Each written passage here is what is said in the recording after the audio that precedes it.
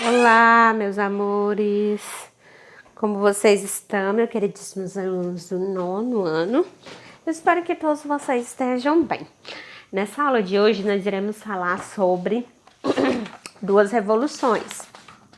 Vocês lembram, né, que nós estamos falando sobre a expansão comunista, né? Estudamos sobre o que é o comunismo, né? Estudamos sobre o governo de Stalin, né? Sobre a Primavera de Praga. Nessa aula nós iremos falar sobre a Revolução Chinesa e na próxima aula nós iremos falar sobre a Revolução Cubana, tudo bem? Vamos lá. Abra um livro didático de vocês, por gentileza, na página 114. Página 114, vamos lá. A Revolução Chinesa. Abriram? Desde o século XIX, a China sofria com a ocupação de seus territórios por países estrangeiros, principalmente Inglaterra e o Japão. O empobrecimento da população dominada e a resistência do Império Qing em realizar reformas econômicas e sociais que melhorassem as condições de vida do povo fizeram com que eclodissem movimentos contrários ao governo, considerado aliado dos países imperialistas. Então aí, meus amores, no século 19, a China ela aí estava basicamente empobrecida. Vários países iam lá em seu território e, digamos que, sugava, entre aspas, a China, viu? Principalmente aí a Inglaterra e o Japão. E quem estava aí no domínio era o Império Qing, né? E eles prometeram fazer aí várias reformas, só que muito pouco fizeram para resolver a situação que o povo vivia, né? E diante disso eclodiram movimentos contrários ao governo, ao Império Qing. Em 1911, uma aliança entre setores nacionalistas, incluindo os militares e os Kuomintang, que é o Partido Nacionalista Chinês, depois o imperador Puyi, e proclamou a República da China. Sun Yat-sen, desculpa a pronúncia, meus amores, à frente do Kuomintang, tornou-se o primeiro líder republicano. Seu objetivo era reunificar o território chinês e subordinar os grandes latifundiários, que concentravam mais de 90% das terras do país, ao seu poder. Em 1921, foi fundado na cidade de Xangai o Partido Comunista Chinês, que apoiava aí o Kuomintang no fortalecimento da república e a unificação do país, porém desejava mais poder aos componentes camponeses e operários e defendia a soberania nacional em relação à exploração imperialista. Ele tinha a orientação do Komintern, órgão soviético que enviava recursos para o movimento chinês. Tá? Então, aí é fundado o Partido Comunista Chinês e ele vem para apoiar o Kuomintang, tá bom? Sob liderança de Chiang Kai-shek, o Kuomintang iniciou em 1925 um movimento de perseguição aos comunistas, o que levou a uma guerra civil na China. Diante das derrotas, o exército comunista, liderado pelo general Mao Tse-tung, resolveu se deslocar para o campo, a fim de organizar a resistência, com o apoio dos camponeses, que eram uma ampla maioria e sofriam com a exploração, a miséria, as guerras e a fome. Dessa vez, eles conseguiram adesão camponesa à campanha comunista, que lhes propunha lutar por melhores condições de vida, tá?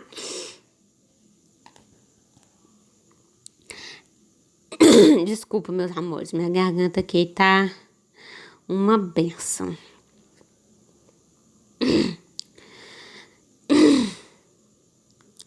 Sob a liderança de Chiang Kai-shek, o Kuomintang iniciou em 1925 um movimento de perseguição aos comunistas, o que levou a uma guerra civil na China. Diante das derrotas, o exército comunista, liderado pelo general Mao Tse-tung, resolveu se deslocar para o campo a fim de organizar a resistência com o apoio dos camponeses, que eram ampla maioria e sofriam com a exploração, a miséria, as guerras e a fome. Dessa forma, eles conseguiram a adesão camponesa à campanha comunista, que ele propunha lutar por melhores condições de vida, tá? E aí, meus amores, surge aí um movimento de perseguição aí aos comunistas, tá? Onde tem a liderança de Chiang Kai, tá? O Kuomintang. Esse movimento aí de perseguição iniciou em 1925, e já o exército comunista, eu quero que vocês entendam aqui, que de um lado estava o Kuomintang, do outro lado estava o general Mao Tse-tung, tá? O general Mao Tse-tung, ele vai para o campo. Aí, então, ele pensa, eu vou mobilizar o pessoal do campo, os camponeses, né? E vai ser muito fácil para mim conseguir persuadir esse pessoal, porque eles são muito sofredores, passam muita fome, né? E dessa forma, os camponeses, eles aderiram aí ao que Mao Tse-tung pregava, né? Aí ao seu exército comunista. Então, os camponeses aderiram aí à campanha comunista. Em 1931, quando o projeto de expansão japonês chegou à China, os dois partidos uniram-se em defesa do país. Essa união durou, no entanto, até o fim da Segunda Guerra Mundial.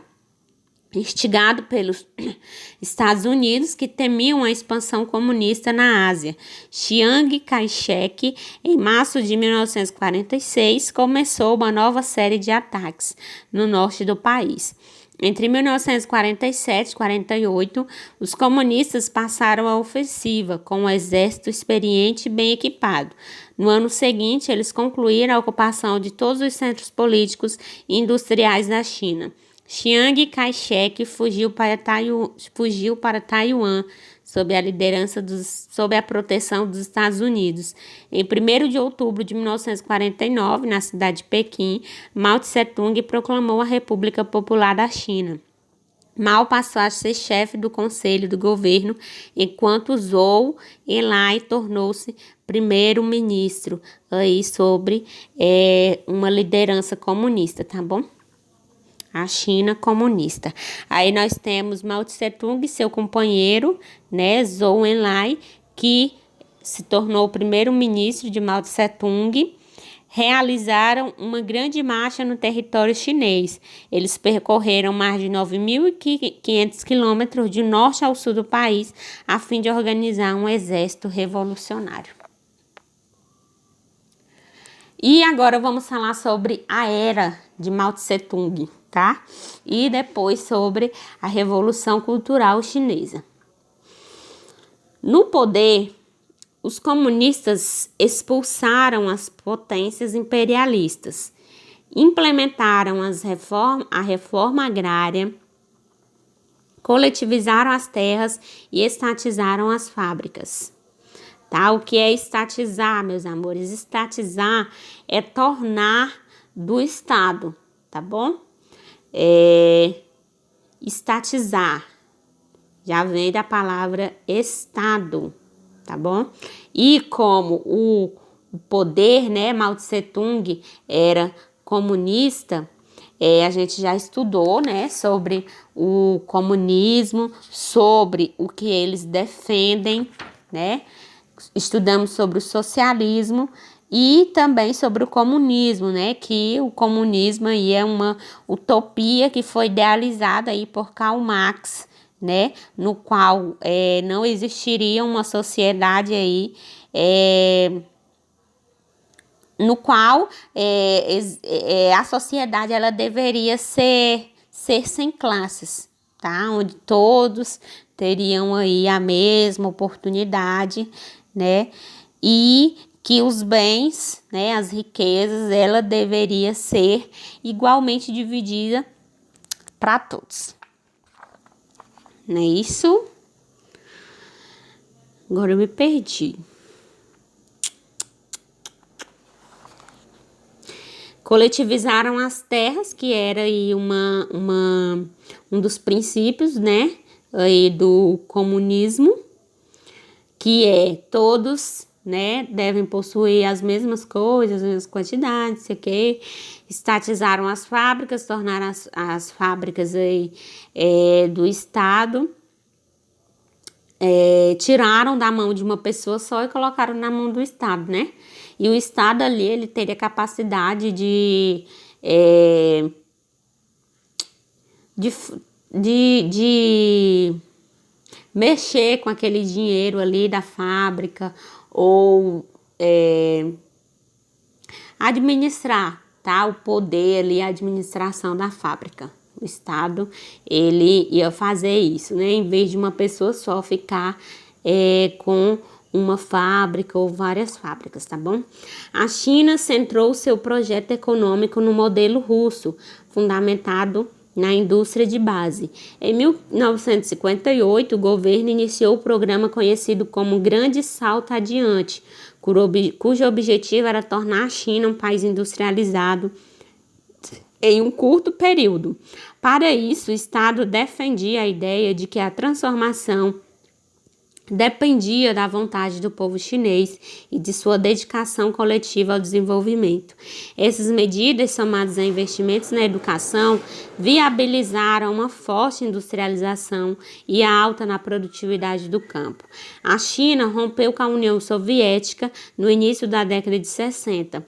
Os chineses não concordavam com a política de coexistência pacífica, que buscava conciliação com o sistema capitalista, né? Então, por isso aí a China, ela veio a romper aí com a União Soviética.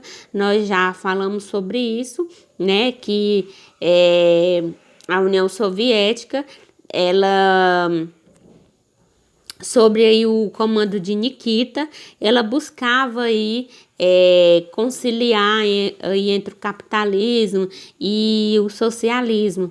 O rompimento das relações políticas e econômicas deixou a China isolada no cenário mundial.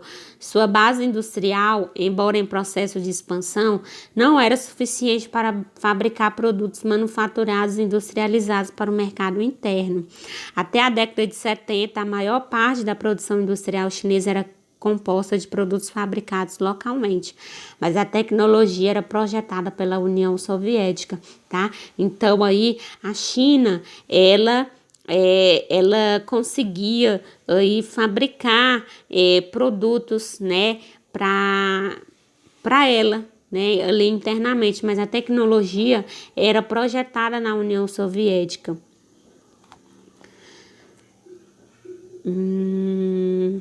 Então, a Revolução Cultural. Em decorrência da crise econômica gerada pela ruptura com a União Soviética, tá? Que teve aí uma crise, essa ruptura aí com a União Soviética, da fome enfrentada pela população no período e do descontentamento de vários setores do Partido Comunista com as políticas de Mao, ele foi afastado da liderança do partido em 1958. Então, a população, ela não gostou nem um pouco aí do orgulho de Mao Tse Tung, né, que fez aí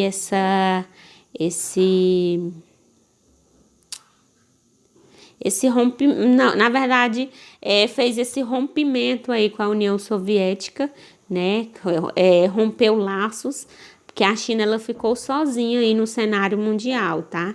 Ela ficou, digamos, sem subsídios, sem parcerias, sem pactos, né, e aí veio a fome no país, e por fim, Mao Tse Tung, ele foi aí afastado do poder. Para reaproximar-se das classes sociais populares, Mao iniciou a Revolução Cultural em 1966. Essa revolução, ela visava a instrução do povo, a superação de quaisquer resquícios da prática capitalista na sociedade chinesa e a abolição dos costumes da cultura burguesa, tá? Então, vem aí Mao Tse Tung, após ele se afastar da liderança, e vem, assim, implementar, digamos, uma cultura aí na população, né? Tirando aí os resquícios da prática capitalista na sociedade chinesa. Mao defendia que a população deveria impedir a consolidação de uma classe burocrática por meio da revolução permanente, tarefa que caberia principalmente à juventude. Então ele veio lá nas classes populares e falou: ei, vocês que vão e têm o poder de mudar essa cultura burguesa, né? De querer sempre o melhor, de pensar mais em si, em vez de pensar no coletivo, porque é isso que o comunismo ele prega, né? O bem coletivo. Os apelos de Mao originaram um imenso exército de jovens identificados como guardas vermelhos. Eles iniciaram um processo contrário a qualquer expressão cultural que não fosse considerada revolucionária.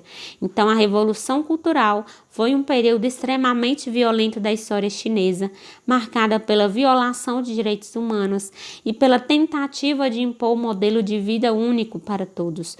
Consolidou-se o culto à personalidade de Mao Tse-tung, que era respeitado como verdadeiro representante da revolução e líder inquestionável.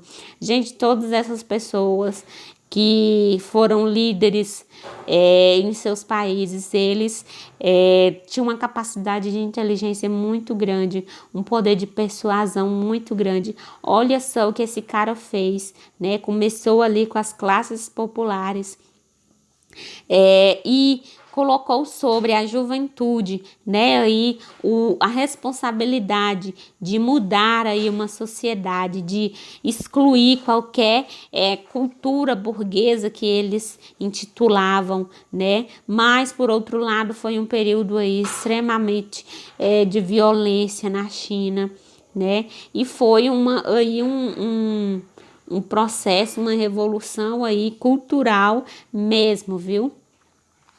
Tudo isso provocada por um único homem, né? E também veio aí, após essa mudança na sociedade, o culto, né? A Mao Tse Tung, ele foi, né, um grande revolucionário, foi adorado, né, na sociedade chinesa. Aí nessa primeira imagem, nós temos um cartaz chinês da campanha Grande Salto Adiante. Lê-se siga o caminho do cooperativismo, né, que é o bem comum, que é o bem de todas. E aí, nessa segunda imagem, durante a Revolução Cultural, foi criado esse livro vermelho para recuperar a popularidade de Mao Tse Tung. Esse livro é composto de citações de Mao a respeito do Estado, do socialismo e do poder do povo, com críticas ao capitalismo e à burguesia. Essa foi a nossa aula de história e até a próxima, onde nós iremos falar sobre a Revolução Cubana. Um beijo no coração de vocês, tchau, tchau e até a próxima aula.